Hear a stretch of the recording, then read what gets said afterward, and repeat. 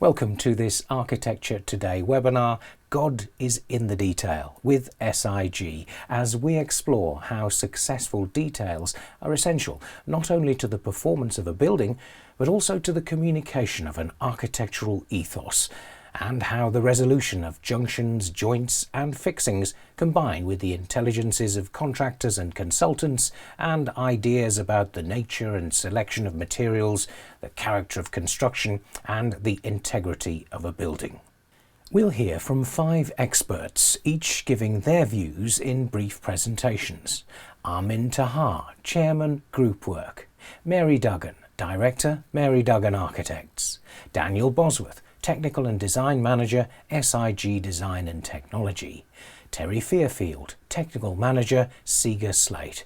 And Sasha Bhavan, Partner, KnoxBhavan Architects. Then we're delighted to have Wayne Head, Director, Tourelle Head Architecture, who will chair a panel discussion and Q&A. If you'd like to ask a question, you can do so on screen throughout. So to the first of our presentations. It comes from Amin Taha, Chairman, GROUPWORK. Hello, thank you for attending. I'm going to start with Barrett's Grove out of the 3 projects we're going to cover and look at details. So Barrett's Grove is apartment building in North London. It's brick, ostensibly from the outside. And the key thing there in terms of detailing is how do you build in brick today? How can one build differently? And why would one want to build differently? Very quickly, it's a very narrow site. It's just about big enough to go 2-bedroom flat in its plan and have outlook onto the street and outlook onto the rear. Our previous attempts at brick were thwarted by main contractors essentially asking us to use brick hangers to take the brick per floor back to every floor and back to the superstructure and back to the foundations. We said this was a slightly topsy-turvy way of building, and I'll take you on to the next slide to explain that. But in principle, the scheme is superstructure in CLT. So that's all floors, walls and roof, internal and external, and then an overcoat of brick with the other components brought in. So this slide explains, and I'll annotate, why this is different and how we should all really be building in brick as opposed to the most common method. So the most common method, if you're not using CLT, you're using a steel frame or a concrete frame. And if you can see the CLT floor slab there, imagine that as concrete or steel. What you normally do is you put a brick hanger there in that location where I'm just marking up, and you hold bricks up from one floor to the next. So imagine there's another floor in that position, brick hanger there, and you're holding up at least one floor brick back to that, tied back to that floor plate and then back to the superstructure. Now there are a number of issues there. You're effectively holding bricks that are still made, as they have been for the last couple of 100 years, perfectly capable of holding themselves up at least 6 stories. So that's called a self-supporting brick facade.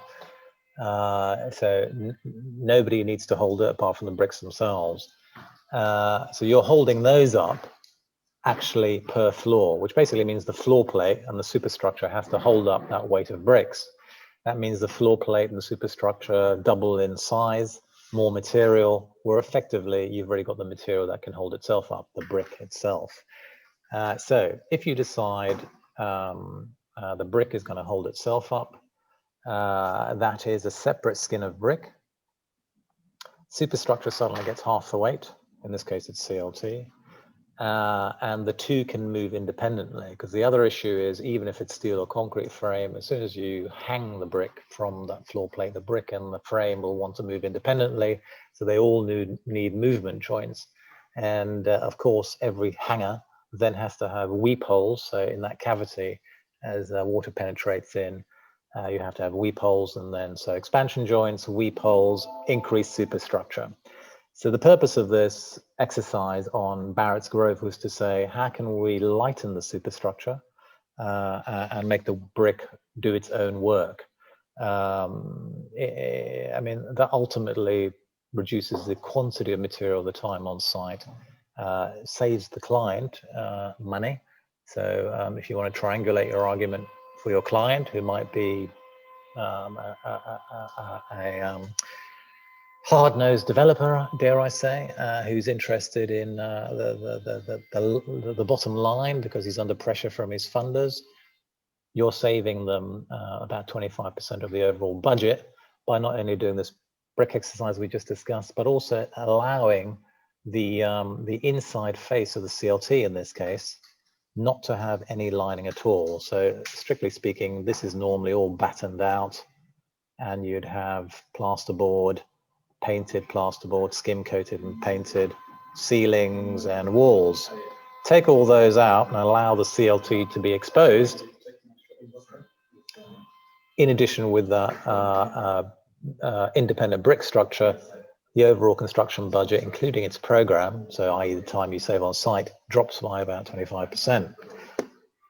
In the end, you also, because of that, the less material you're using and the quicker you are on site, you're lowering your carbon footprint. Obviously, timber, CLT, is going to have a far lower carbon footprint than steel or concrete. So what does that give us on the interior? It gives us an entirely exposed internal superstructure in the common parts, and then eventually in the flats. Obviously, what you have to be careful of, and what you'll see there is what looks like a shadow gap between the staircase and the superstructure and internal apartment faces. That's to ensure there's no sound transmission between common parts and then apartments.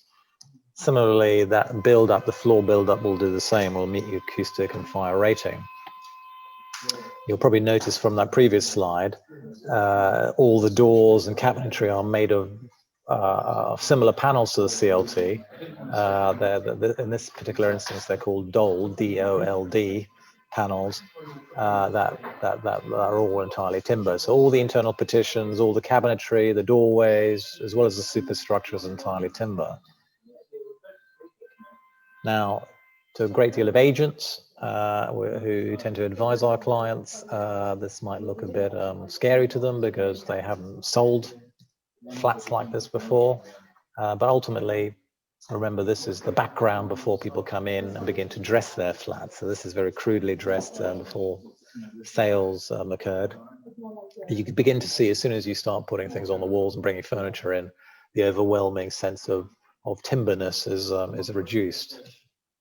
As it happened, the agent eventually was replaced by another, because people came in on the first day of sales and put deposits down, and it turned out that they were willing to pay more than the previous agent had suggested. So a new agent was brought on, and values increased by about 15% for that particular client on the site. So that's the independent brick structure, double stacked brick, just for our aesthetic effect. Now left open in its coursing, so it's not entirely enclosed, because ultimately, even if you're hanging bricks per floor, none of that brick acts as superstructure anymore. So there's no reason for it to be fully bonded and enclosed. All that brick, any brick you're using today, is essentially the equivalent of a rain screen. Now, if you're putting expansion joints and weep holes in it, it's because it's expanding and contracting differently to the superstructure, and water is penetrating behind it.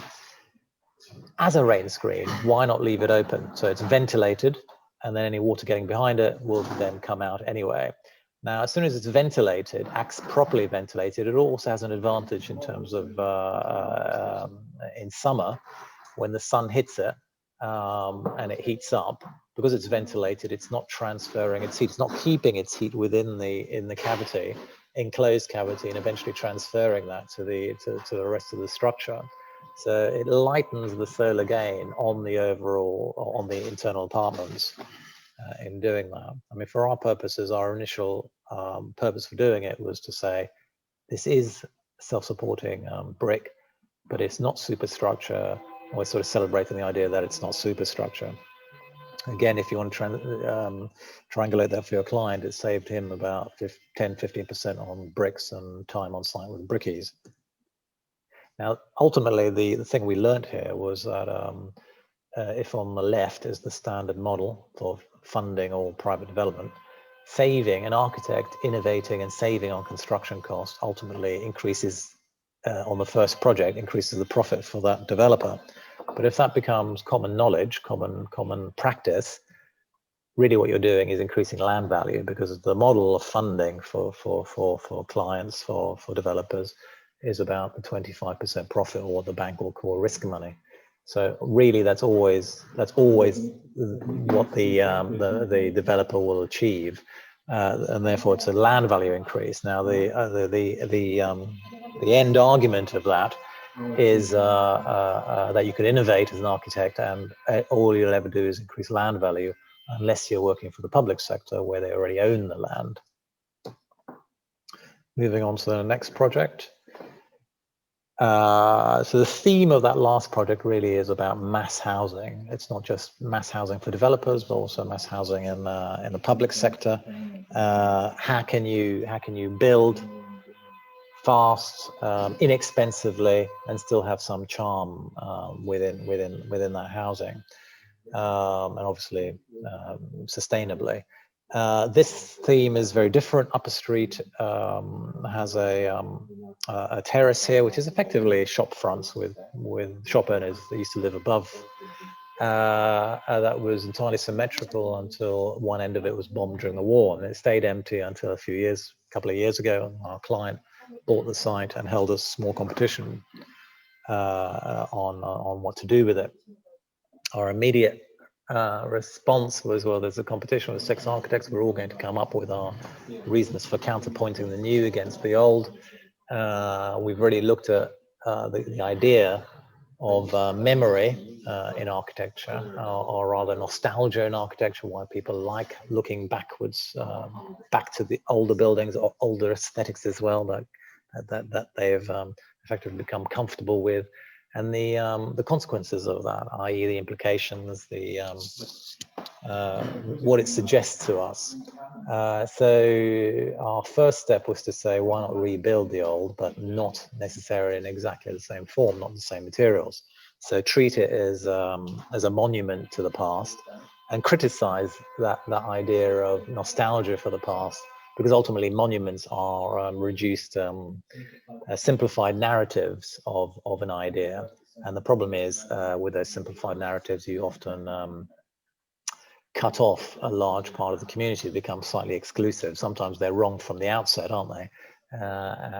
Occasionally they represent the majority, but more often than not, they become something that can be exclusionary to parts of the community. So we wanted to criticize the idea of memory, nostalgia, monuments. And so it was a choice of material, detailing that effectively told the story of flawed monuments, selective memory, edited memory, misremembering. So there we chose a pigmented in situ, effectively an in situ terracotta mixed cement. Yeah. And any of us who've worked with fair face cement / concrete, we know that it doesn't want to be perfect. You end up spending about 25% of your overall budget in fixing it to make it perfect, because client expectations are that it should be perfect, but it really doesn't want to be. It wants to be imperfect. We thought this is the ideal material for this situation, where we pour it in situ and allow all those imperfections to exist, to tell that story, the imperfect memory. Now, that as a material isn't enough. We took the formwork and translated it from our CAD software to the routing of the formwork, and allowed that translation to be watered down, as it were, or misunderstood from our CAD software to the software of the routing machine. And similarly from the guys who bring the formwork on site, sometimes turning the formwork upside down, or it's put on the wrong story, delivered on the wrong day, as it were, in the day pause. So in plan, the external fabric is this misremembered cast monument. It's entirely in situ, but it's load bearing. So it is the superstructure of the whole building, and everything in between, the floor plates, the internal fit out is entirely timber. So the inhabited spaces are the warmer timber pieces. You come in afterwards, after the event, as it were, of this monument, and you've rudely inhabited it and cut, contemporary inhabitation of this monument, and cut rudely into its facade and inhabited it as at different floor levels from what would have been the old Victorian structure. That's us testing it because, it's an idea. No one's really done it properly before as a full load-bearing structure in situ. What has occurred in the past is prefab panels that are then hung from substructure and from superstructure. And here we suggested, well, it's probably going to be much more cost effective if we make it a superstructure. So we had to demonstrate this. A lot of fighting with the QS, because as QS and structural engineer at that time were convinced this whole thing would be twice the budget the client set aside, because they had superstructure, substructure, external cladding of these prefabricated concrete panels. They went to Cambridge Precast for some costs. Then obviously all the insulation and internal finishes. We said, well, actually what you're going to do is go through the QS manual, your QS cost plan, add all those various chapters together from inside surface to external surface, add them together and put a cost for that. So we went to various small scale concrete specialists who are used to in situ concrete and said, here's the mix, here's the formwork, which will be routed from recycled expanded polystyrene. You demonstrate to us how much it's going to cost you to bond that to a bit of OSB and pour concrete in between. And of course, it worked out a lot cheaper than the standard method of superstructure, substructure, cladding it, and all the rest of it. It took some time, but so we did these test exercises, partly to demonstrate to the client, yes, it's all affordable, but also obviously once we got going with planning, to demonstrate to them how this is going to be made. And it actually ended up, as you can see at the top right, a lot more perfect than we imagined. So the imperfections, these flaws of memory, had to be exaggerated. So that's the photographs of the scheme on site. You can see the holes punching in rudely through the old, and then where the routing tool is allowed to be expressed, as opposed to spending more money on a finer routing tool to try and make that disappear. We thought, well, just leave it. It's demonstrating what the tool is capable of today without spending too much money. And similarly, you can see some of the CAD translation from the information from the data that we were sending to the routing company would get mistranslated, and some of those shapes would vanish, as well as then when one piece of formwork comes up against another, it's not perfect. You can see there grout loss in areas which we asked the contractor not to repair, but I think he was convinced that we were going to condemn his work. So there's some repairing going on here and there, but otherwise the principle was there. And internally, so that's the internal finish. With all the windows are fixed. The vent panels are the ones that tilt. They're also insulated panels of this in situ material. And on the inside, we mapped out where the floor plates would be, and then went to effectively B&Q and glued on dado rails.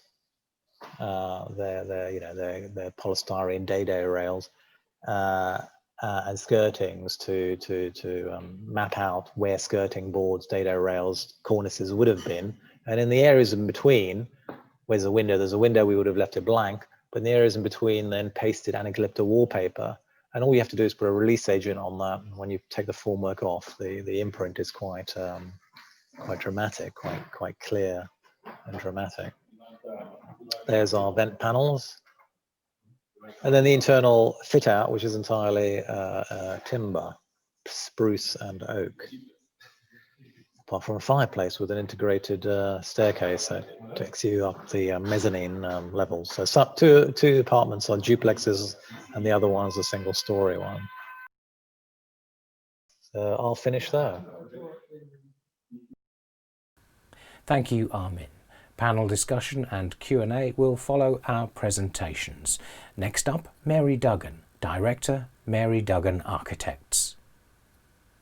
So I wanted to set out my thoughts about materials and how materials are deployed across a number of projects within my office, and the processes involved in making those models and representing and consolidating conceptual ideas. So really, the way in which we communicate our conceptual ideas to our clients is always captured in one singular piece. And it's quite important that within the studio, we conclude our conceptual design process and that is manifesting in one particular model.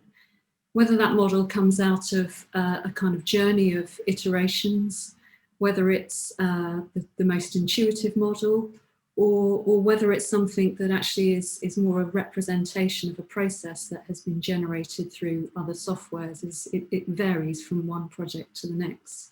But what is very important is that there's a kind of physical manifestation, a model that's usually hand size that you can pass around a room, and it becomes a reference point for the project moving forward. The way in which those models are made is also something that has a very important kind of, or is very relevant within this discussion that we're having with clients in response to a design brief. So this is an image of a model, which is a house in Somerset. The project sits in this beautiful Grade 2 listed historic garden. And the project was really born out of a very detailed discussion about, firstly, how the house would operate. And in this particular typology, you can probably see it's a central room, a hallway, off which a series of programs gather around this central space. But actually, in material terms, the discussion, the very lengthy discussion, was about what the fabric of the building would be. And what we discovered through this process was that actually we were sort of fighting between a kind of very arable massing form or something that had its own particular idea about itself and the ground onto which it was built. So we started to think about this building as a piece of geology. So it was quite important in the end that we communicated that. So this is a model that was built at the end of our design phase. It's made of Jesmonite. It has a whole series of aggregates within it, and it was sanded down to reveal those aggregates as a kind of way to emulate how the building might be constructed in one level, but also to sort of talk about the material and its patination over time. And then alongside that, there was a larger model, which was built of plaster of Paris, into which we added various ingredients from, and we imagined that those ingredients would come from the land itself that it was sitting on, but also from local quarries within the area, which was extensively researched.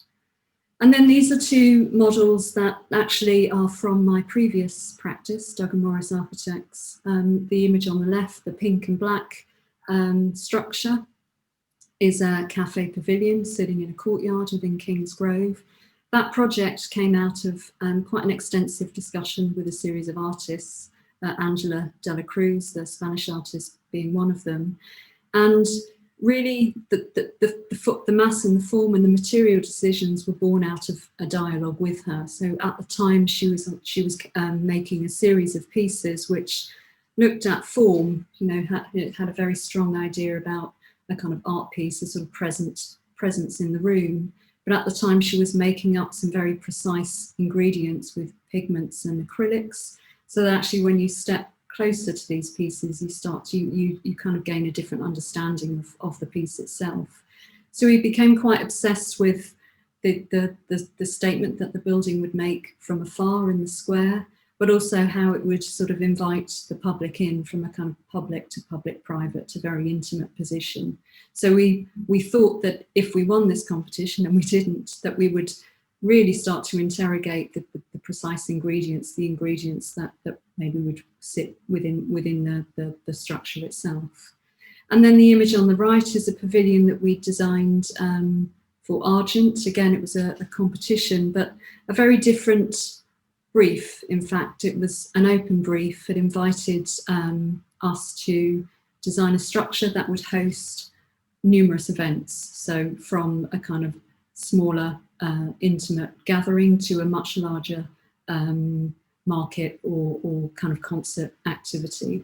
And the response to that was much lighter. It was this idea of a series of tables of different scales that the public could intuitively occupy either in entirety or in one of the smaller, lower structures. So really taking this sort of idea forward, which I think has got a lot to do with weight, the idea of something being really heavy, very much embedded in the ground, almost grows out of the ground, to something that perhaps is lighter in its material form. It's more about a project that's program driven. So the model on the top shelf in this image is actually a framework within our event space that we created in the Science Museum, whereby this kind of lattice frame structure supports all of the services, all of the theatrics, and then the kind of lighter interventions sit within it. And this is another project which is a play structure, actually, for my daughter's primary school. I became obsessed with her playground, which is a long linear playground, which I felt was not really conducive to kind of, good social behaviour. So we put forward a series of structures which broke up this linear form, but juxtaposed two semicircular structures. One sort of eye height for, let's say, an 8-year-old, which would allow a child or children to gather and have a more intimate setting, and the other semicircle, much lower seat height, with a slightly recessed circle where the children would be able to congregate and sort of play in a more intuitive way, and sort of inviting others in. But within that decision, a very simple decision with the curved form sort of breaking this linear playground, we really engage with the material, the material patination. So this is made of a green pigmented concrete. Again, aggregates are added, and in the making process, we sanded down the surfaces that the children would interact with more. So the seat is patinated, and in doing that, we reveal stones, fossils. We sort of generate an interest in the material just through the specification, and understand in that communication that the material has a lifespan in itself. It has a lifespan in our process as designers generating it, but also within its setting in the school.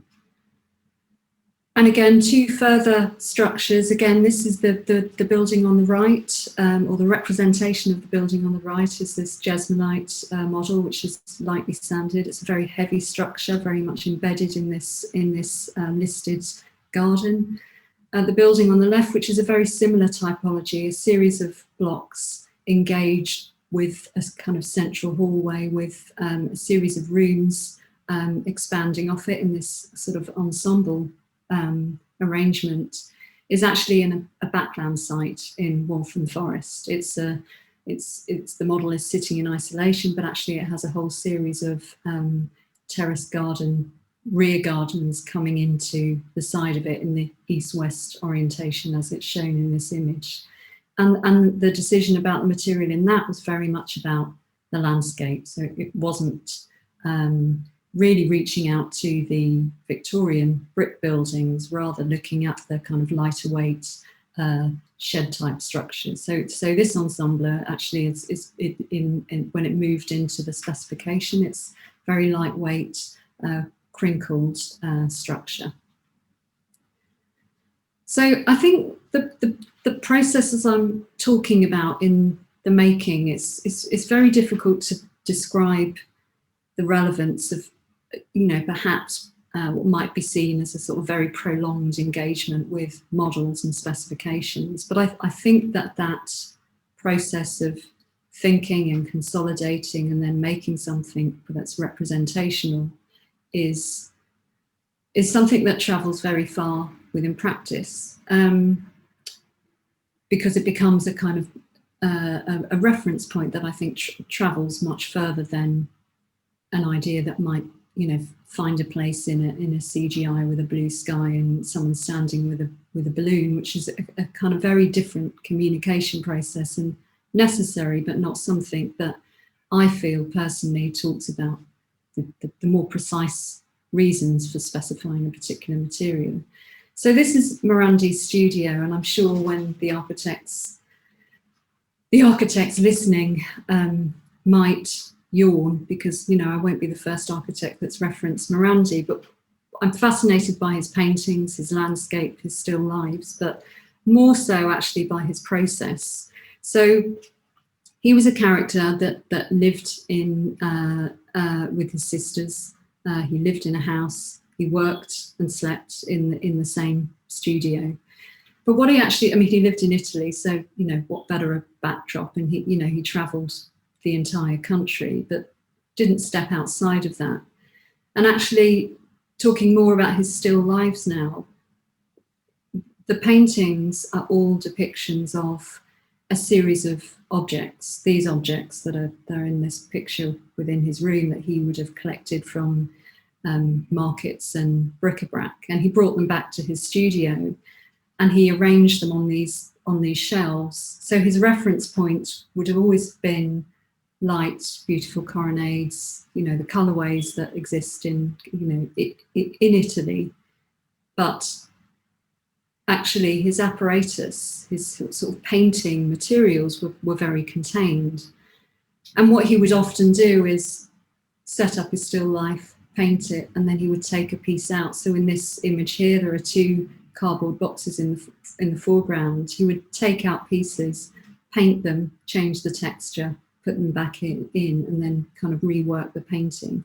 And I just quite like this idea that the material is contained and it's recycled, and it's not always about just trying to find the new thing, innovating, but rather sort of gathering information and replaying it in different contexts.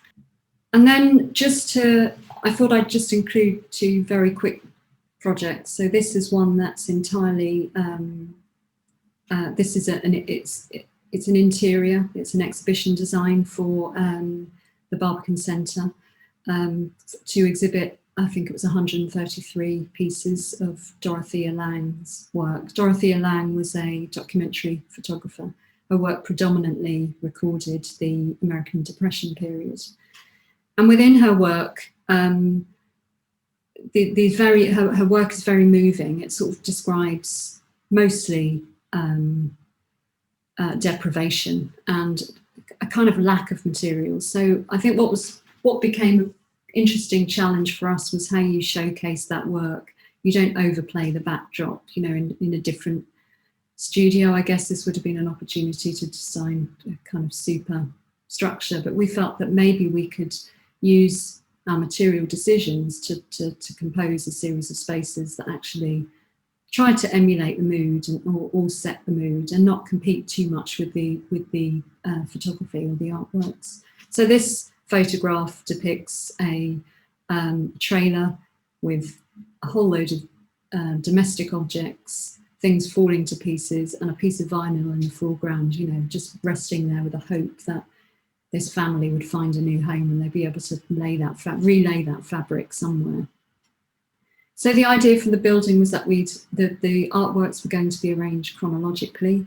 We wanted to construct a series of rooms that talked about materiality quite specifically. And her life started in a very sort of affluent surrounding San Francisco. She was a portrait photographer. But then when she had this epiphany moment and she decided to move into her alternative career, politically led, documenting deprivation, pushing visuals to government, we felt that maybe when you move into that environment within the depiction in the exhibition, the construction of the rooms would start to dematerialise. So as you go through this exhibition, the stud work begins to show. We become more frugal with the plaster work. We open up, we kind of had this idea that we might strip out the skirtings. And as you can see from one of the images, these very frugal structures exist in her photography where studs and very basic materials are just used to create temporary inhabitation. So there's a whole sequence of rooms that are very much describing that, the things that are missing actually. Then this is a piece that we were invited to do for an exhibition in Italy.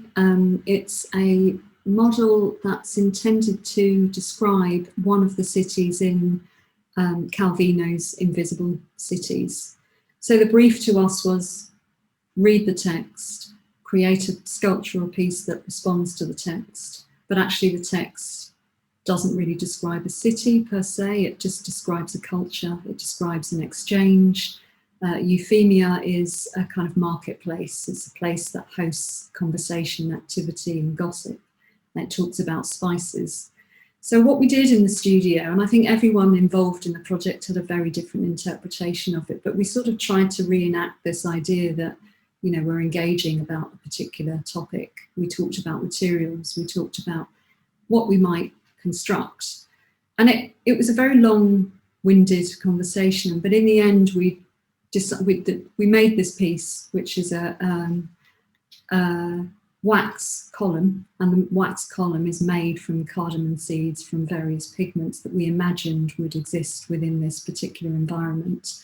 It started out as a candle and became a column, and the piece that it sits on is made of concrete. Again, it has various spices within it, but there's an idea that the sort of ground plane onto which this concrete rests has this kind of amphitheatre cut into it, which has exactly the same volume as the quantum of wax that we've poured into this column. But it was a sort of a really interesting exchange, a kind of obsession about design, but a similar obsession about how we might make decisions about the materials we were using, when actually we didn't really specifically have a piece of architecture that would come out of it, rather something sculptural. And then finally, this is a project in Croydon. We were commissioned by Brick to generate a residential scheme, approximately 100 units, on a site that I think suburban, but nonetheless the expectation was that we'd generate, you know, blocks based upon a very urban grid.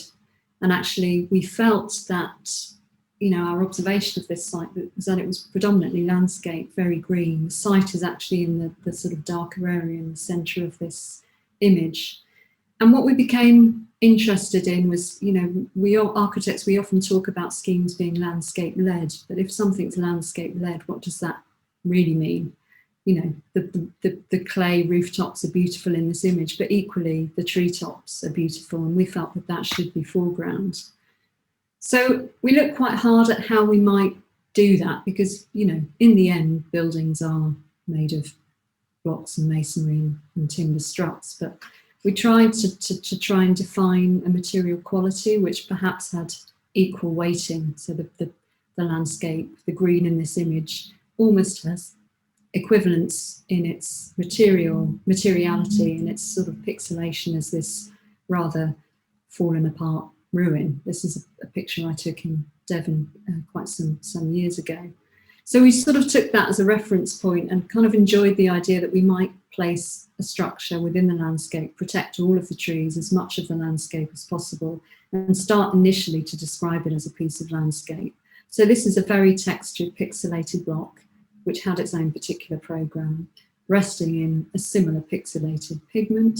And the idea was that we would generate these pavilions, we'd distribute them across this area of land, and we'd start to carve pathways between them. So, and that's what the scheme became, a series of 5 pavilions. All of the trees that could be retained are retained, and it's got a very kind of hefty landscape betwixt each structure. So really, that's it. That's my presentation. This is a mess behind me. This is an image of where I was a few months ago. So I think it's really what I'd like to say about materials and my attitude towards them is that they travel, and they not only kind of travel as a kind of decision that's made in a design process. A brick is a brick and it's hard wearing, concrete is hard wearing, but actually what you put into generating the ideas behind it and understanding that it has a timeline, it has a patination, and the energy in processing that, I think for me as an architect, has equal measure as it does in the kind of final output in the specification. Thank you, Mary. And if you'd like to ask a question, you can do so by clicking on screen at any time throughout the presentations. Looking at detail in respect of flat roofs now, here's Daniel Bosworth, Technical and Design Manager, SIG Design and Technology. Hello, everybody. So here we have a project in York.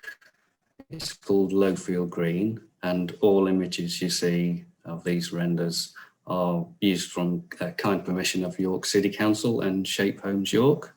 So the Lowfield Green project, it comprised of 165 new homes with 20% being rented council housing, 20% shared ownership and 60% for sale on in the housing market.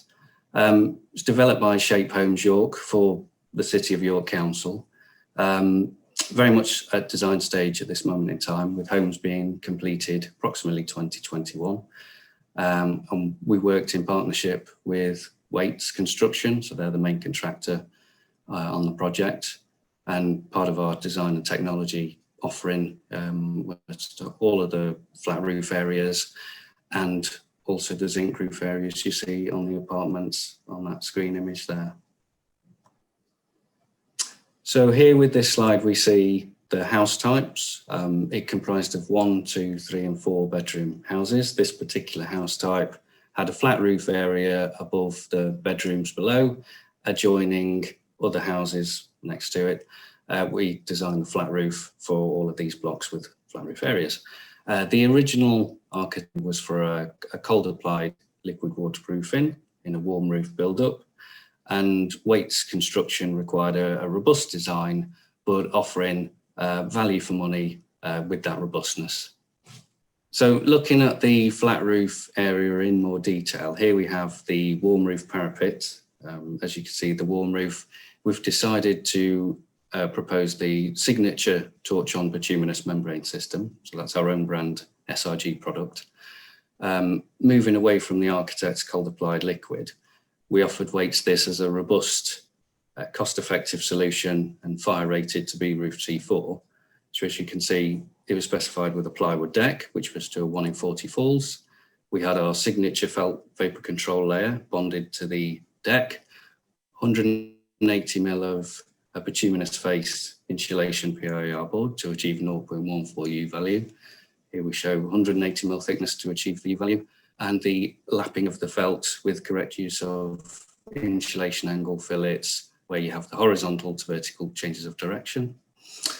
We included, for a full encapsulation of the parapet in our waterproofing, the architect's detail seemed to show the waterproofing going up the vertical and terminating at the top, with the reliance on the capping system to be the waterproofing to the top of the parapet. So to provide a belt and braces approach, we take the waterproofing from the horizontal up the vertical and again all the way across the horizontal, so it's the outside edge of that parapet. We closed the top of the parapet off using our A2 fire rated SIG VersaPanel cement particle board, and then showed a representation of structure to support it underneath in the form of the right angle metal there. Looking at the apartment roof design, you can see the substantial zinc roof. We've proposed our L-Zinc Rainbow Red product for that situation. The apartments are for over 55s. We transitioned from the zinc roof. The original specification was for a zinc gutter, so we looked at the architect's detail for that scenario. And again, the original design for the flat roof was in the form of a cold applied liquid. So we discussed this further with weights and came up with a proposal, which I'll move on to now. So here we see the pitched zinc roof of the apartments in more detail, transitioning down into what would have been a zinc gutter designed by the architect. And then the cold applied liquid warm roof transitioning into it. Now, given the restriction on the gutter width, it's actually a 200 mil wide gutter there, and they didn't want to make it any wider. The gutter itself isn't visible to anyone, so having a zinc gutter, although a robust solution, you could say it's there's more cost-effective solutions out there. And given the 200 mil wide width, as I stated, the cold applied liquid transition detail into that gutter would have been a tricky one. So we opted to propose an armour flow 1.2 mil laminated metal gutter. So it's 1.2 mil of metal with a 1.2 mil of the armour plan PVC single ply membrane bonded onto it. The area to the right hand side is an armour plan PVC single ply warm roof. So again, fire rated B roof T4. 0.16 U value to the apartments with plywood deck, ICO systems, vapor control air, with the warm roof insulation above, and the armour plan PSG, that's the fleece backed membrane bonded on to the insulation. In order to provide a robust transition from that warm roof into the gutter, having those two products the same, so the laminated metal armour plan gutter using the armour flow metal and the armour plan warm roof to the right hand side, there is no need for a drip edge or any kind of tricky detailing where the roofing contractor is going to have to squeeze into a 200 mil wide diameter gutter in order to carry out the workmanship. As you can see here, the single ply membrane on the right is trapped in place with the armour flow laminated metal. We then install an armour plan P hot air welded membrane strip to fully seal that detail. So in essence, the gutter and the flat roof is one seamless waterproofing detail. So looking at the apartment flat roof areas, where the gutter detail transitions up into this area, again, we opted to fully encapsulate the top of the parapet to provide a much more robust waterproofing solution. Again, the architect's detail seemed to show the waterproofing terminating up on the vertical, with purely the parapet capping being the top of parapet waterproofing. So we installed a closer, some timber, could have been A2 verse panel also, to the top of that parapet. With the waterproofing being a PVC, we have also included for a robust solution to provide protection against the EPDM as part of the capping system. EPDM and PVC are not, the two are not compatible. So we have designed this to allow for an application of ICO adhesive on top of the armour plan waterproofing, and once cured, that will give a robust solution to the EPDM bonding down onto it. It's basically a separation layer for incompatibility. Looking at the apartment balconies, again, the architect has specified a cold applied liquid waterproofing. Weights were concerned regarding foot trafficking, the fact that these balconies will be occupied, people walking out on them. So providing a robust solution, again, we opted for the signature felt torch-on bituminous membrane system. Here we have a concrete deck with screed falls. The insulation and the vapor control layer are bonded to that screed, and with the two-layer felt system bonded to the insulation. So a fully bonded application with protection layers underneath the proprietary supports of the decking. And the decking itself is fire rated. The architect has detailed the balustrade, but often we find that balustrade posts and the weathering of them, the waterproofing of them, can be left to a last minute site decision. It is detailed by the architect and represented in its form, but it's not necessarily the final product or the final application that will be carried out on site. One benefit of SIG being involved in Waite's project at a very early stage, we have a design agreement with Waite. We can iron out these details very early doors, so providing a robust solution to the client, to the architect and to the main contractor. So here we have a Permatech pitch pocket, fully encapsulating the balustrade base plate. So the pitch pocket is formed using galv metal. The liquid Permatech is poured into the metal former at a minimum depth of 50 mil, with 20 mil of contact from the Permatech compound with the structure below. On the understanding that the ICO Permatech and the signature felt are fully compatible, we can provide a multiple product application to a roof, ensuring that all our guarantees are secure, and the understanding we have full compatibility of all our products. So looking at the decisions made for these areas of this project, the houses, the flat roof areas were originally a cold applied liquid waterproofing. The build up below was purely as a warm roof, no product detailed really. So we offered a robust product offering and a fire rated build up being our signature bituminous membranes. The apartments, the gutter, the architect specified zinc. Again, it was a robust product offering, but as the gutter is not viewed upon, we could offer a cost saving to the client. So we changed that to the ICO Armour Flow, which is the Armour Plan laminated metal for gutters. The apartment flat roof areas, cold applied liquid offering, again specified by the architect. We felt the need to change this area to an Armour Plan single ply membrane, as I stated before, due to the 200 mil wide gutter width and the complexity of carrying out a detail where the two products are non-compatible. Apartment parapets, again, cold applied liquid. We offered the Armour Plan, and with the contact adhesive, the Armour Plan contact adhesive as a separation layer to that EPDM as part of the parapet capping. Apartment balustrade system next. Again, it was represented by the architect with no clear indication on how the waterproofing was going to be carried out. So Waite's felt that this was a weak design point, wanted our input.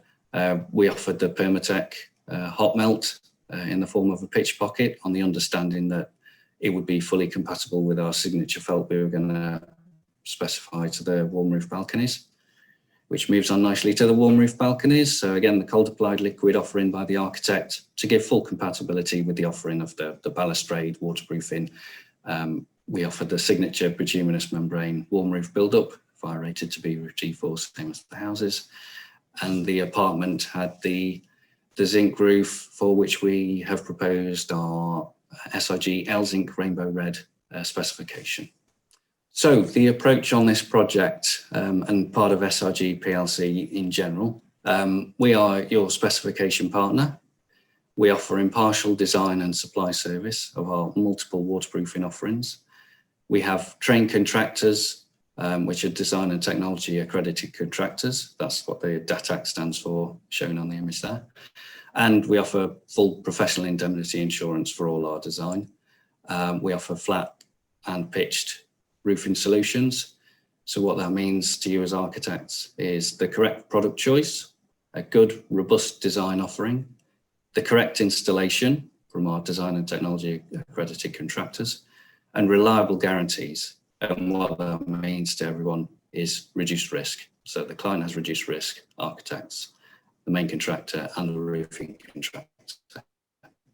Thank you, Daniel. And from flat roof details to pitched. Next, it's Terry Fearfield, Technical Manager, SIGA Slate. Okay, thank you very much, and welcome along to my section of the presentations. I'm involved in the SIGA Natural Slate side of the business, so I'm the technical manager looking after the details and specification side of the product range. SIG Design and Technology, we offer multiple options for different projects, helping you select the right type of system for your project. So whether it be single ply or bituminous roofing, or whether it's metal roofing and cladding, we try and select the right system for the project that you're interested in. So this section, I'm going to talk about low pitch roofs generally and how that impacts upon the detailing and the different sections of the roof. And the reason I've selected that really is because low pitch natural slate roofs is probably the most common question that we get within the business. So probably several times a week for myself and my colleagues, but it is quite important because it does have quite an impact on the detailing on slate roofs. And to go through that, I've selected a project case study that I'm going to talk through, which is a Bloor Homes site at Bath. It's called The Chill, and it's up at Lansdowne, which is right near the Bath Racecourse, former Ministry of Defence site, and obviously being in the Bath District Council area, it's obviously has to be quite sensitive with regards to planning requirements. Also within this project, some of these roof slopes are down as low as 25 degrees, which is quite low for a natural slate roof, but there's other roofs on there which are at a steeper pitch, 35 degrees and above, and it's really to talk through how we got around some of those low pitch issues. So as I've said, we've got low pitch roofs there at 25 degree, and typically that would be a 500 by 300 millimeter slate. However, if you look at some of the photographs, you can see we've got a mixture of roof slopes and pitches within the same roof area. So it was a request from Bloor Homes and the client that we try and keep the same size on the same roof. So we were able to look into that and find a method that we could use a 500 by 250 slate at the lower pitch to try and ensure consistency of appearance. And as we go through the presentation, I'll explain how we got to do that using blank slates with a hook fixing rather than the traditional nailing method that we've been using in this country for centuries. So some of the things we need to consider on low pitch roofs. Well, really, we're governed by the British standard requirement for fixings, and that gives us the headlap that's required and the size of slate that you would need. And if we look at the map that we've taken straight from the British standard 5534, you can see there's really two parts of the country. You've got the sheltered and moderate area in the east, and then you've got the grey and bluish colours there on the left-hand side of the country, or the west of the country, that gets battered by the Atlantic wind and rain. And we work to that map to give us the headlap and the minimum pitch for the roof that people can work to. So once we know the area that the roof is being installed, we then go to the relevant tables. In this instance, this is the severe table showing a minimum pitch for a 500 by 250 mil slate is 30 degree, giving a 98 millimeter headlamp.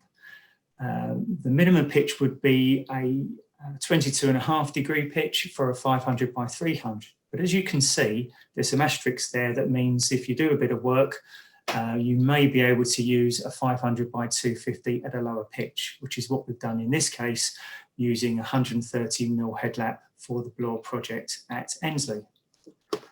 Now, looking at the eastern side of the country, which you can see here, you can actually go down to a 20 degree minimum pitch using a 500 300 or a 25 degree pitch for a 500 by 250. So it's about a 5 degree difference from the eastern side of the country to the western side of the country. And what's just as important as that, as well as the headlap of the roof, there's also the side lap that's required.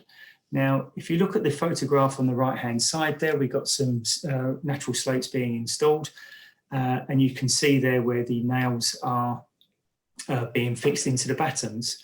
Now, going back to the old science lessons at school that you may have had, where you have two flat pieces of material together, as the rain runs down that roof, it will get drawn sideways by capillary action. So what you end up with is like a triangular draw of rainwater running underneath the slates, and the lower the roof pitch gets, the flatter that angle goes across until it gets through the nail holes and into the roof that way. Now, the nail holes are approximately 20 millimeters in from each side. So by removing the nail holes and using a blank slate, and a hook fixing, again, that you can see from the picture at the bottom of the page.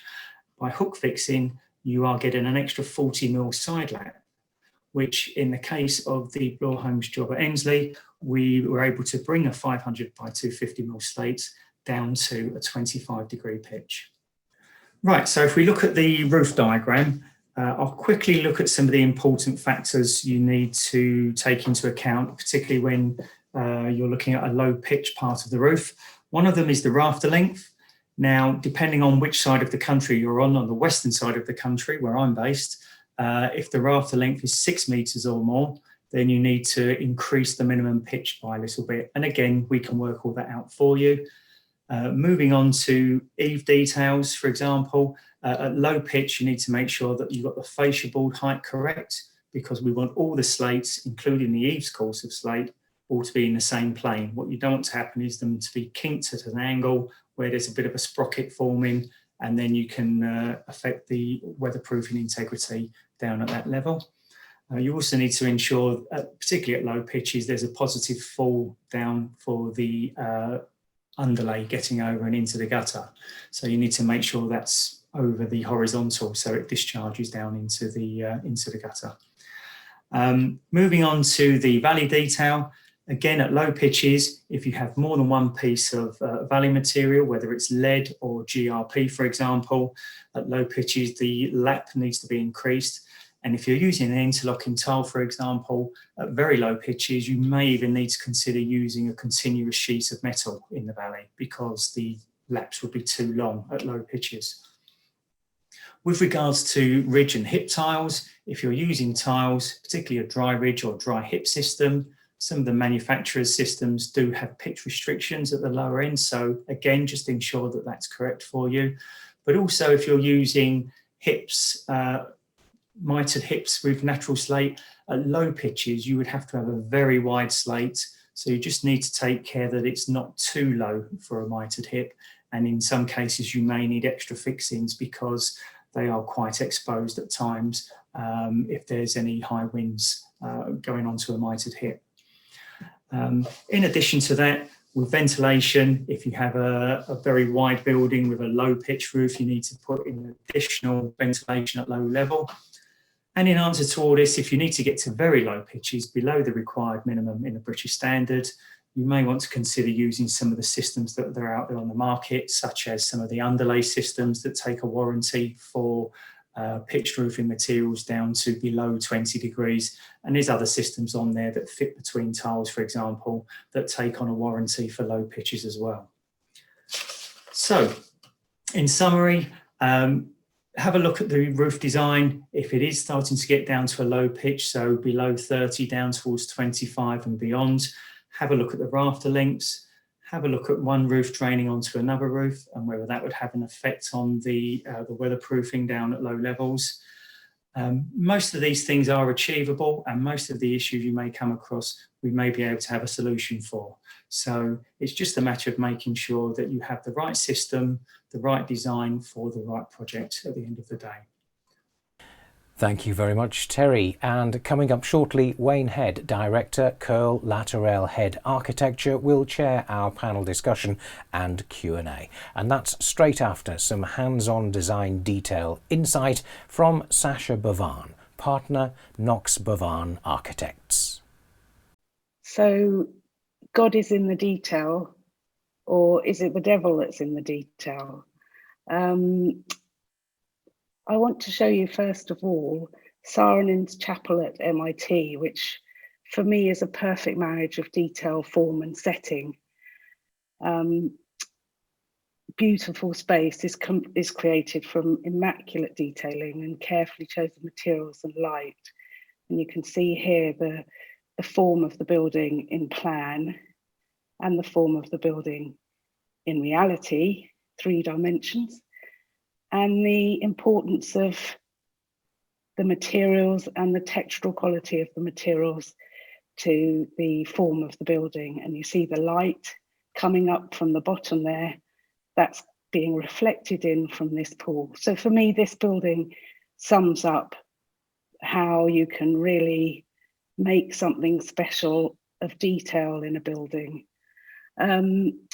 for us, the important thing is that form and construction have equal weight in our designs, and that they're a fundamental part of the design right from inception. And we often submit planning applications with construction details in them, because we have to know how something's built to know what it's going to look like in the end.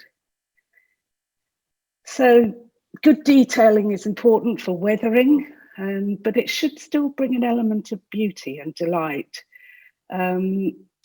It's hard for me to describe empirically exactly what it is about detail that's so important beyond the kind of normal weathering details of things. But the only way I feel I can do that today is through examples. So here we go. So as a student in the 80s, I was taken on a field trip to Alva Aalto's office. And I was completely blown away by the use of prototypes. And for instance, this big column here is a test of a column that was going into a building somewhere. And for me, it just was so exciting and so seductive to see this. And it was one of the things that sort of inspired me through the rest of my career, really. So this is Aalto again, showing how he's using testing materials to make a composition and actually form a really beautiful elevation. So it's interesting speaking about detail, because we actually have written a book called Craft Material Detail, and those three things go absolutely hand in hand for us. How do you marry materials together like stone and timber and the landscape? You know, how does all that come together to make something of beauty? It's not just a form. It's not just an idea of form. It's about how that's put together. And we work with the craftsmen. We know that they know more than we do about their particular skill. So here we've got looking at rod drawings, one-to-one rod drawings with the joiner a long time ago. And we've got a stonemason, Haley, who I worked with on a grade 2 listed building where we were making things to suit as we went. It's a very different world, the listed building world. And we always like to give the people who are making a good roadmap. So this is just an example, very simple example of a handrail, but it's done in such a way that you can see every single dimension, every single bit of the detail. And that's how you get something made with such precision out of fairly mundane materials, really, nothing exceptional, timber, glass, but you can create something very beautiful if you think about the detail right from the beginning. So Ted Cullinan was a great friend and inspiration to us, and he wrote the foreword for our book, and we worked with him in the 80s and 90s. And his mantra of overhanging eaves to protect walls and construction using sticks laid on sticks to allow lightness and air into the construction, a bit like sieving flour into a sponge cake, and stacking materials from heavyweight weathering materials at the bottom up to lightweight materials at the top, has stayed with us. And this is his house that he built in Camden, which is a kind of pure essence of that philosophy. And here we have the stick on stick, where you couldn't have a better example of the idea of air in a building and lightness in a building. So as a practice, we like to get our hands dirty and do the building work ourselves, so that we understand what the makers are having to deal with, and that helps our drawing.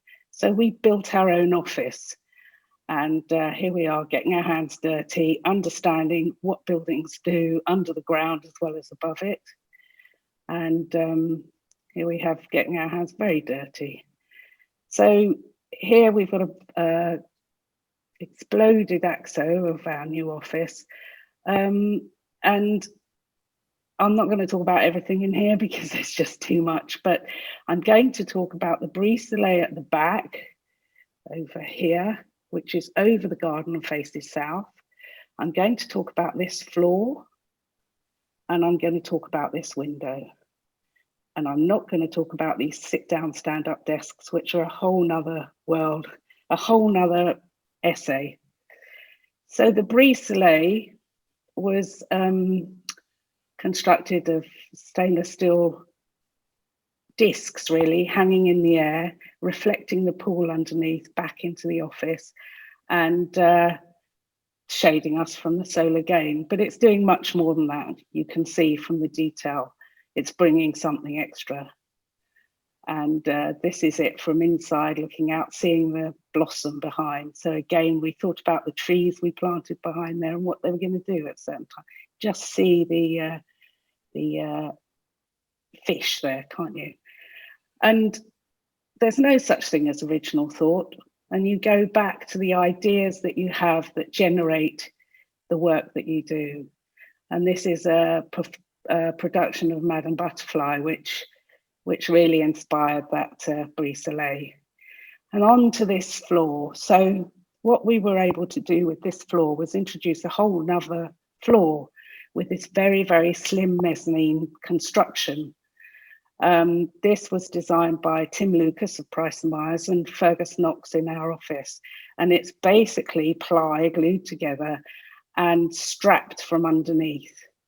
So you can see here that the top members are working in compression, and the bottom members, these members here, these metal straps are working in tension, and they're splitting the span. You can see the span being split everywhere. So this floor is 150 mil deep, which is very thin, and it's spanning 4.5 meters. So pretty good. And I'm just going to rush through some quick images of us making these straps. Here we have it on the floor, starting to take shape. Ironically, it took the shape of a K. I wondered where the B was, but anyway. And here it is laid out on the floor. And this is all going to work in tension on the underside to keep this floor as slim as possible. And here's an exploded detail of the right through a junction. Here it is going up and being fixed into the, you see that ring beam? And here it is beginning to get wired up. And there it is with the brass perforated panels and just simple light fittings behind. And here it is in its final beauty, in all its final beauty. So next we go on to the concrete picture frame at the front of the building. And this is what we're doing here is we're experimenting with things that we wouldn't be able to do with a client because we're taking risks. And it's always good to take risks. Absolutely, you're not going to get anywhere if you don't do that. You're not going to progress. But risks on your own turf is much easier. So here we go. Here's this window, and you can see what happened was that we got our local joiner to make the shuttering for us. He made it very beautifully for us, but very simply. There I am before my hair went grey. And here it is finally braced, ready for the concrete. And there it is, concrete done, struck, and in goes the glass.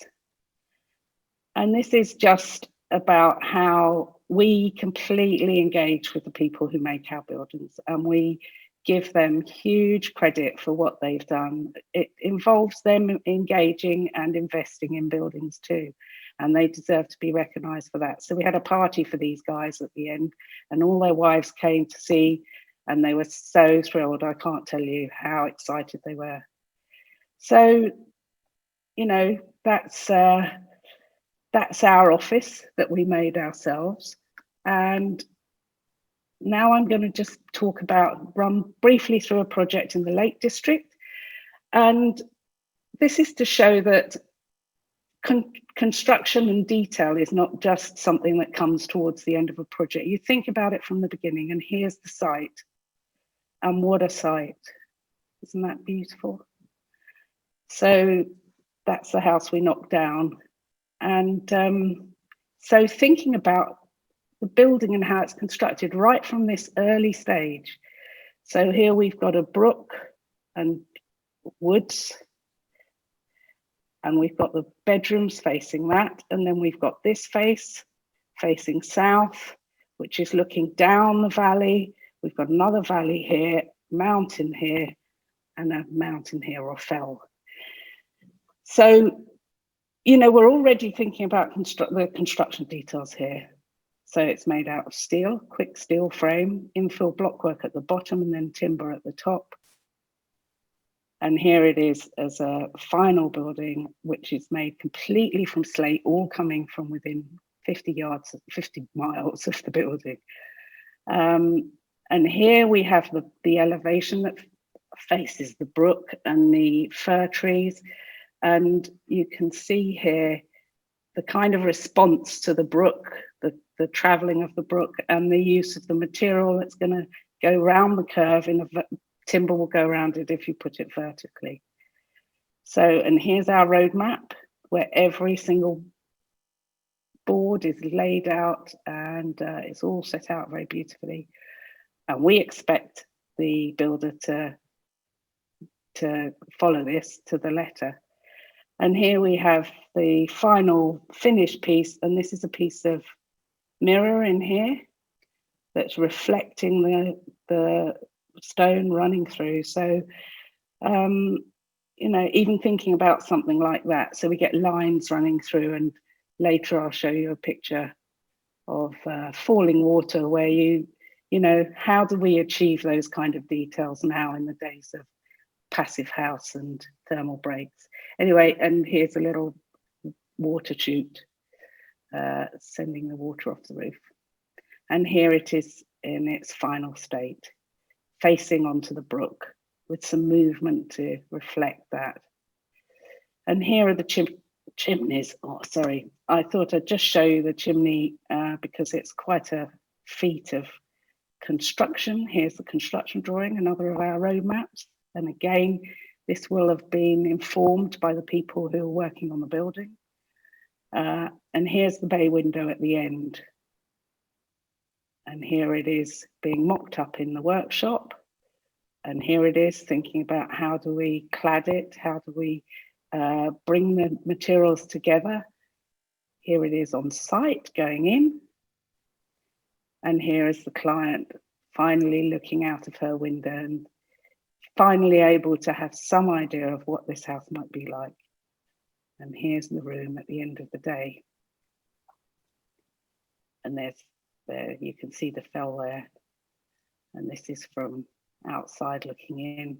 And you see this is all glass around here so that we can detach the roof from the walls, and the roof can float and we can get that air into the building that I was talking about earlier.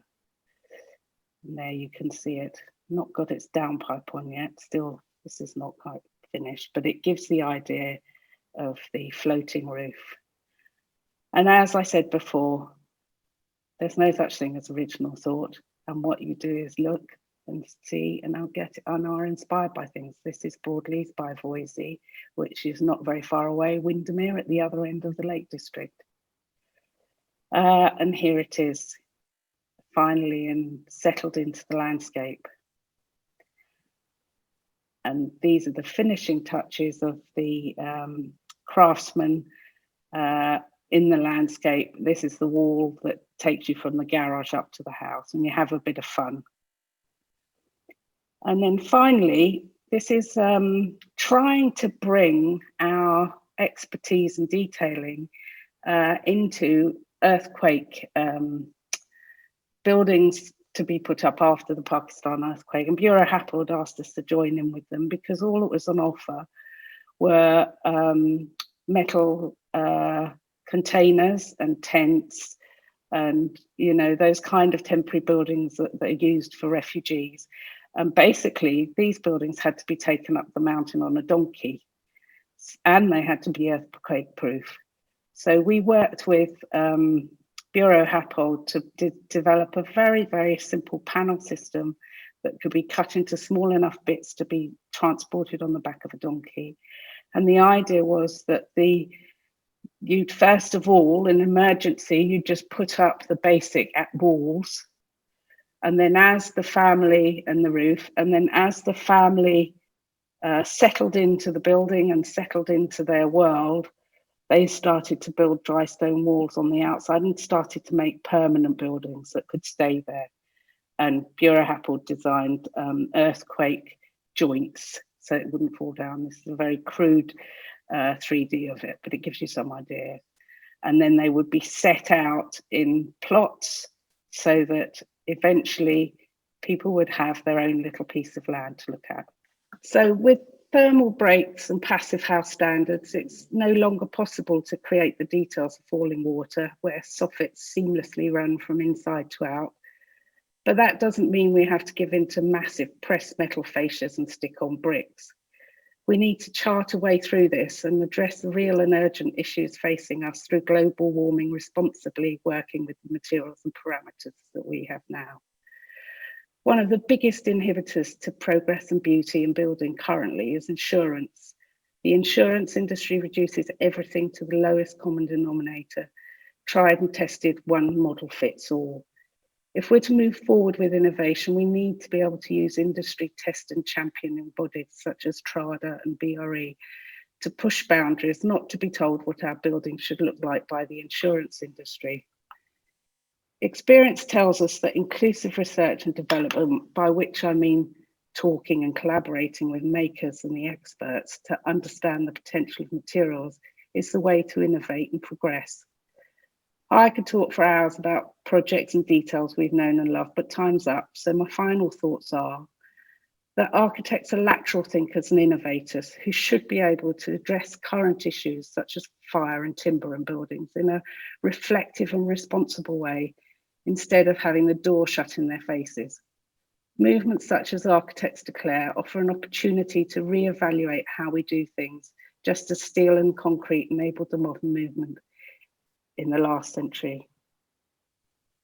Thank you very much indeed, Sasha, concluding our presentations. And now we're delighted to introduce our chair for the panel discussion and Q&A. God is in the detail, with Wayne Head, Tourelle Head Architects. And thank you so much, panelists, for what was a real voyage of discovery there.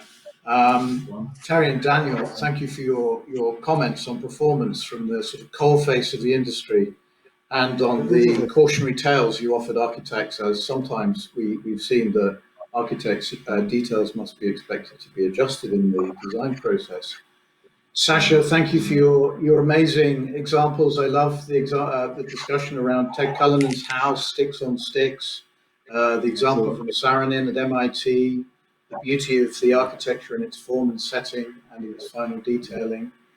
Fascinating to hear that the practice is getting concrete on its boots and metaphorical blood under its fingertails in detailing its own projects on site. That looks amazing.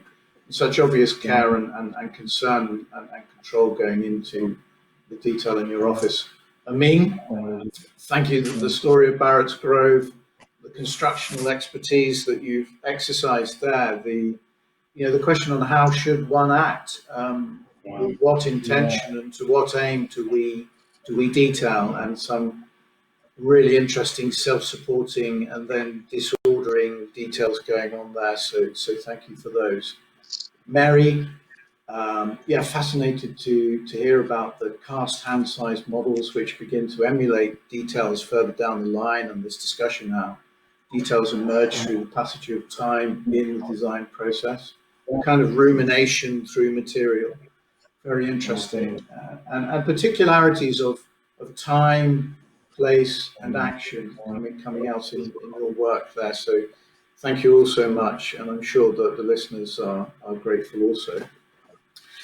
We don't have a great deal of time. It's a pretty daunting topic. I'd like to jump into some headings now, which I'll talk around briefly and then invite panelists to discuss amongst themselves whilst I take a sip of herbal tea here. And so I'm really interested in the idea of philosophy, the philosophy of the detail. If you have in your mind's eye the most beautiful model of an architecture that you can think of, whether it's the Santa Maria della Fiore in Florence, take your pick. You know, we have those great works of architecture, of literature, of painting, which was said in antiquity or later on to bring a kind of Platonic idea of organic form achieving, seeing the whole in the part and as well the part in the whole. And so I suppose my question here really is, does the panel believe that that's achievable, that form, content, part and whole can come together in one building? Well, I think that we have to take it on board, and if we want to carry on making amazingly beautiful buildings that inspire people and that people love to live in and work in and be in, then we've got to times at the moment. And the first reason COVID, I touched on it at the end of my talk, and you know, changing, and we're addressing new things. We're addressing climate change, and we've got to find a way of injecting into our details the keeping hold of the beauty and the joy that we see in buildings like the Pantheon and the Parthenon, and the, you know, it's and lovely little MIT building, and Frank Lloyd Wright, you know, I went around Falling Water and I just felt as I was coming home. I thought, this is so beautiful every time. And yeah. So it's to try boundaries, but we do need help, and we are being absolutely slammed at the moment and not being allowed to do the details and explore things.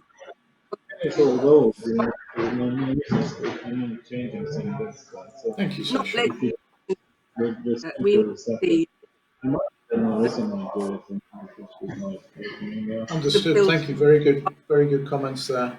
And very much, it's not just about the constructional expertise. There's a yearning for the meaning there as well, and that we're very committed to this being borne out through industry as well, even in the D&B environment.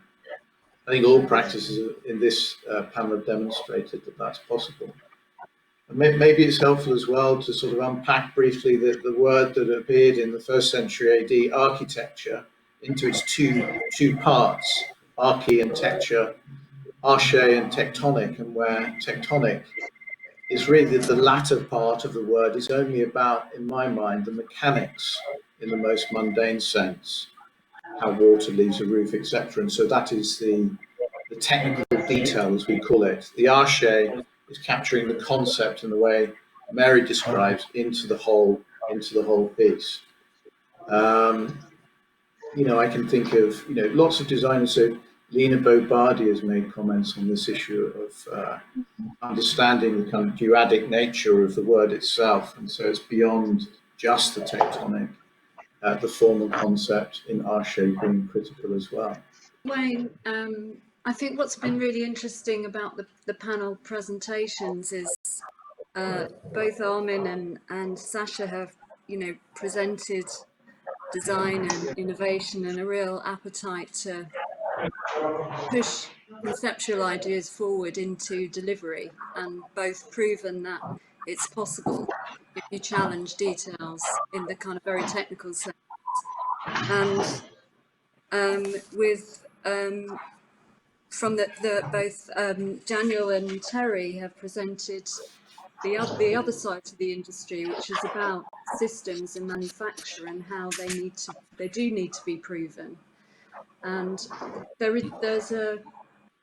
I think we're all struggling at the moment with the middle ground. You know, how you really bring design and delivery together. When, you know, Sasha has talked about insurance and risk, there seems to be a wall between us, and in kind of talking about the duality of this term, I think you're very much bringing that into the foreground. And I don't know what the answer to that is, but I wonder whether, as a panel, perhaps we could break down how we might kind of broker that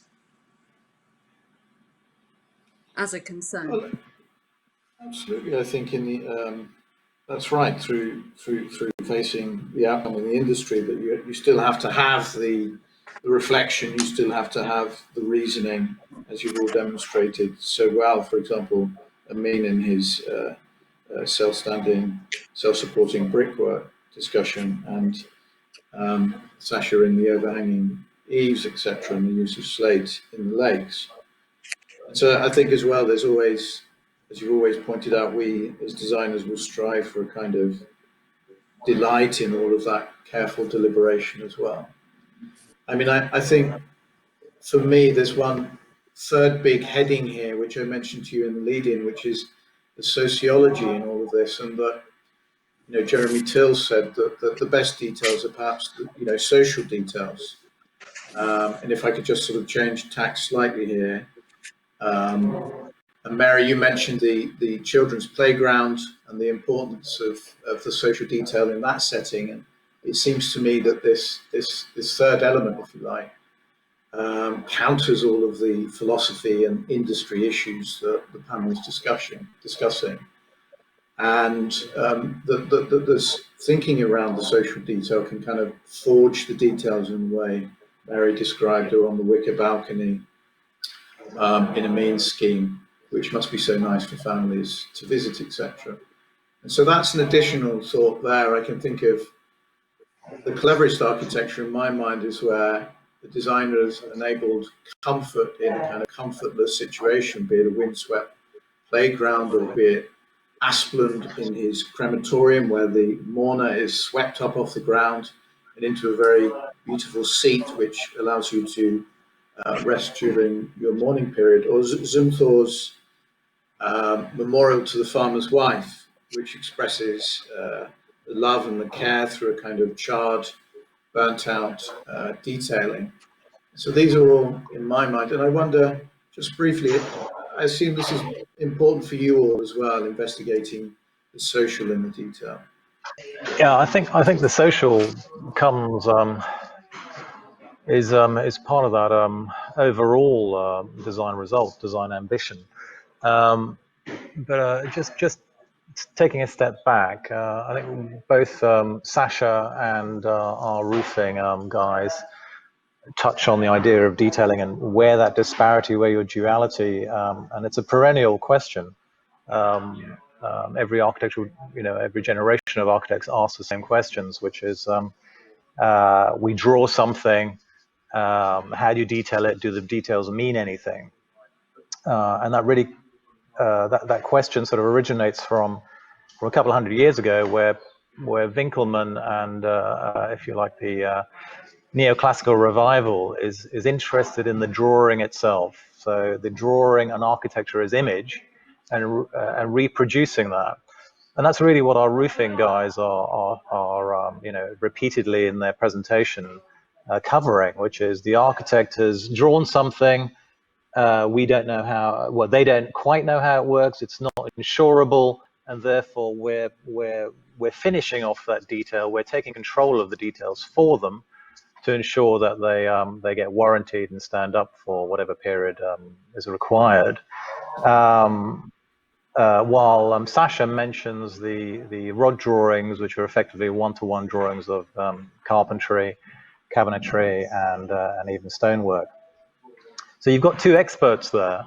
One which Sasha is working with from the outset, And the point there is that if architects understand the nature of stonework, timber work, concrete, steel work, etc., they don't have to be totally expert at it. I mean, ultimately, the carpenters and the stonemasons are. But even the roofing guys, if they become knowledgeable in how those details how they work, and therefore the interface between them, how you bring them together, and the consequences of bringing them together. So if you have an image, and then when you bring those together and you haven't really understood from the outset how they might come together, very quickly your architectural ambition falls apart, because ideas of separating forms that seem to float or are placed next to one another suddenly come up with flashing details and weathering details that are required, but then completely destroy this ambition. So you need to know all that stuff in advance. And the perennial questions are really, how do you get to that? How do you get to that point? How do you understand that point? So 150 years ago or thereabouts, people like Semper and Owen Jones were saying that the neoclassical revival had mistaught several generations of architects by not giving them any understanding of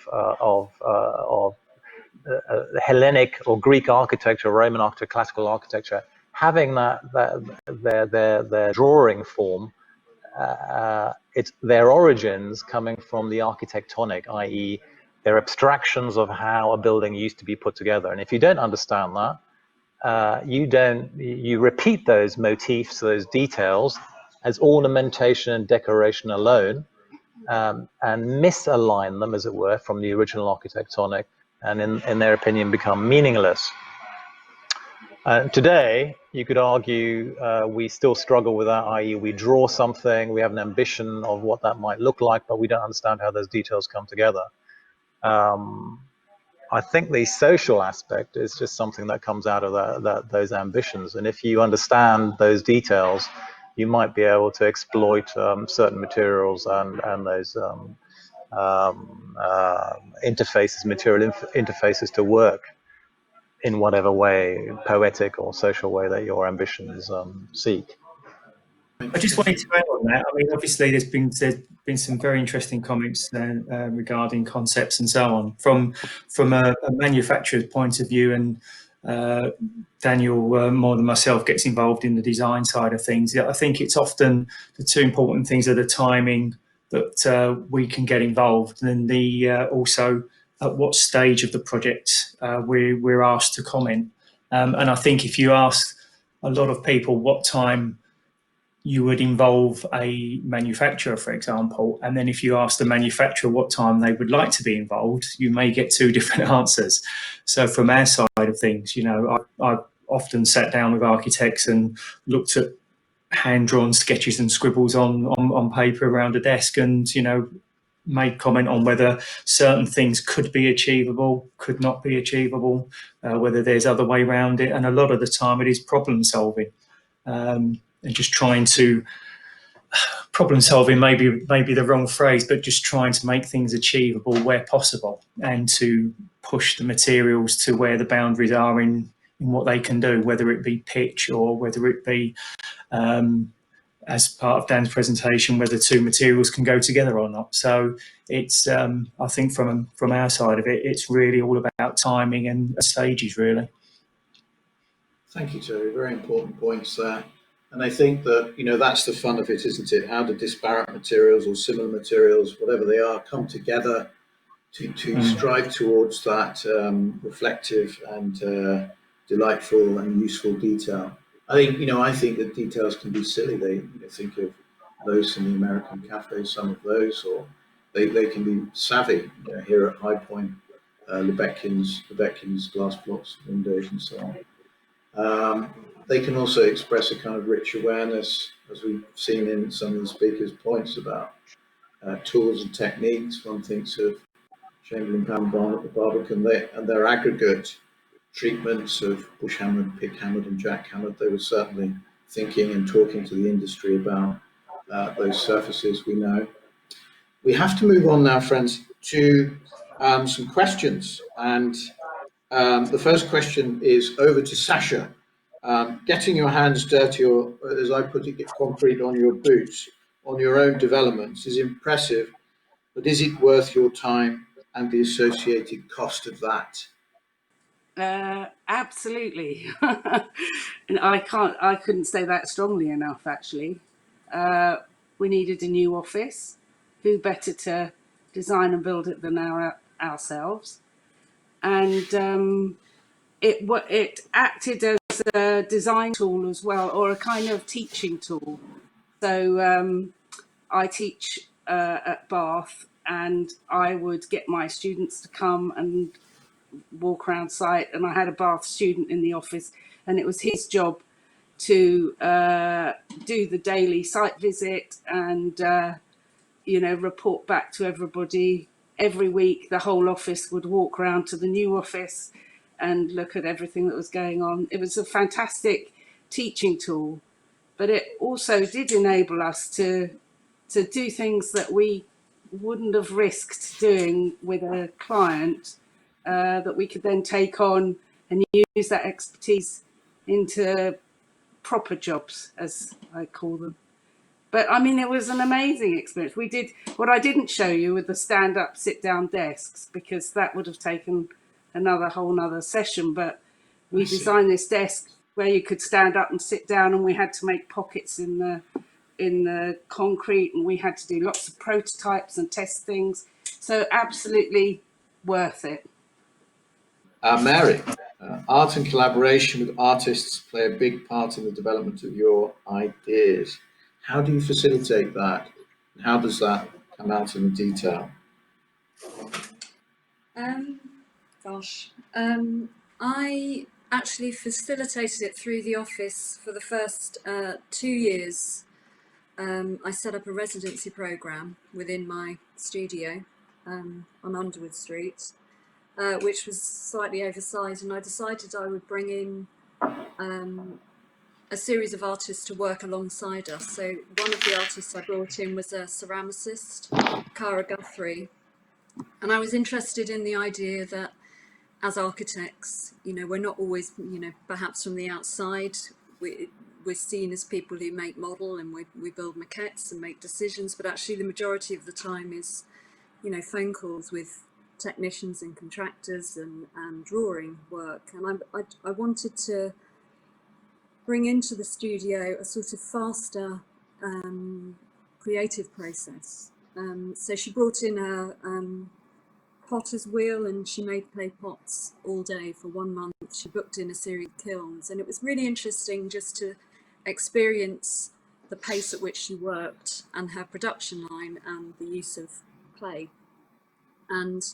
But not only that, she didn't only change the sort of temperature in the office, but also fed into our process. So we sort of came together on a series of projects. One example, we were designing we'd got planning permission for a cast pink building with various pigments in it, and we were talking about a detail at the base, a detail that might have a tactile quality to it. And at the same time, she was, actually it's here, she was designing a vessel, which was a clay pot, and she was also considering how she might detail the base. And together we came up with a kind of concept together. I wouldn't call it in collaboration, where she designed in these grooves and we had a very similar fluting detail at the base. So, and that was, something that I wanted to do, because it isn't, looking at paintings or going to galleries and being influenced by something historic, but actually by interacting creatively and setting up a kind of engagement program or a dialogue that sits in unison within practice. And we ran a similar program with an illustrator, poet, and we're now working with a musician. Sounds fascinating. Thank you, Mary. I hope there's lots of questions streaming in. The host may cut us off the airways, but I have a question until that happens for Amin. Do you prototype a lot during your design stages? Similar questions coming out here. Do you prototype a lot during the design stages?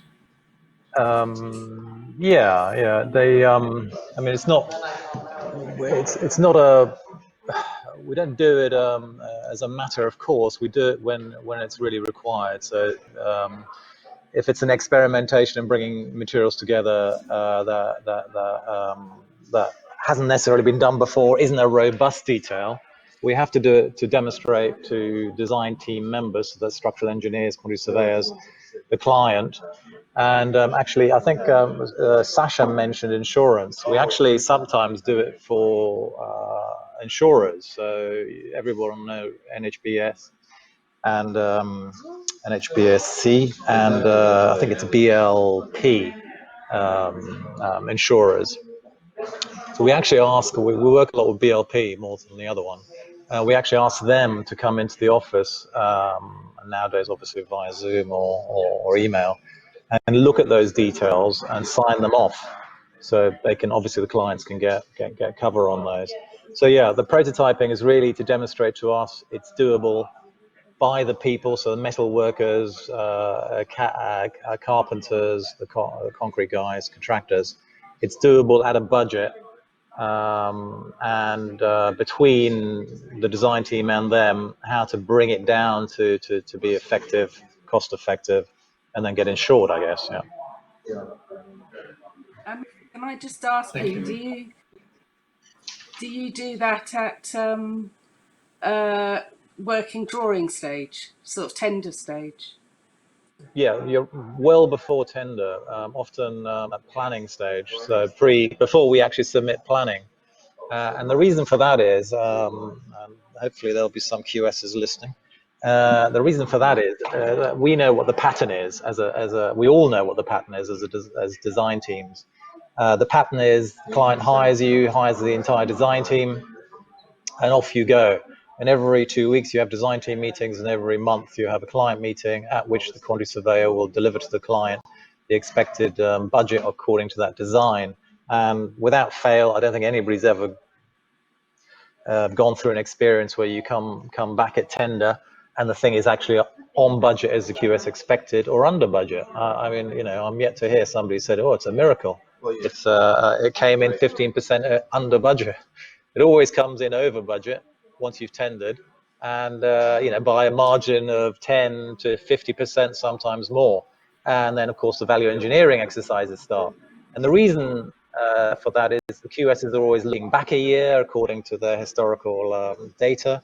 And of course, contractors who are tendering in 8 weeks what you've spent many months designing are sometimes having to make guesswork, especially if it's not a standard detail. And their guesswork is always erring on the side of caution. So to avoid all that embarrassment and for the client, fury, if you like, and value engineering and diminishing the architectural intent in a matter of weeks, well in advance before we even go to planning, we'll talk to all those contractors. So we'll slightly leapfrog. This is not disparaging to the QSs, but we'll leapfrog the QS and go directly to all the suppliers. So we'll go off to main contractors as well as carpentry guys, cabinet makers, concrete specialists, obviously CLT suppliers and installers, you name it, the key elements of the building. Now, if it's standard construction, it's fairly straightforward. You get a load of costs in and put all those together. If it's non-standard, you get those guys in and say, look, we'd like to make an example of this window system, how it integrates with the superstructure, the CLT superstructure or stone. This is our drawing. And sometimes they'll just make it for you and then they'll cost it. And you think, well, this thing still have a budget. And afterwards, they'll say, well, have you thought about using half the amount of material? Well, how do we do that? Like this. Oh, why didn't you tell us that to start off with? Well, we just thought you wanted it to look like this. Therefore, we, you know, use more material than entirely necessary. So we wouldn't have known that unless we got them in fairly early on. As a result of that, you end up with a series of iterations which are effectively one-to-one models of key components of the building. And you know this thing is going to be on budget. All those suppliers have given you costs they are willing to hold for 6 months or longer. And you can then turn around to the QS and say, here you go, this is from the horse's mouth, real-time costs. we're going to go to planning with something that we don't need to value engineer after we tender it, as it were. Thank you, Amin. I think fascinating comments there around the importance of generalist architects engaging with specialists, and certainly the questions coming in, I can see at the moment, are largely framed in that area.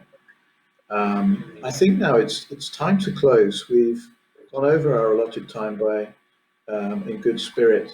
I think it's been very interesting. Thank you, panelists, and thank you, listeners, for your questions. Some great tips there on how to end up with a good building with good details rather than a bad building with bad details, or a bad building with good details. That's all for now. Thank you all so much, and goodbye for now.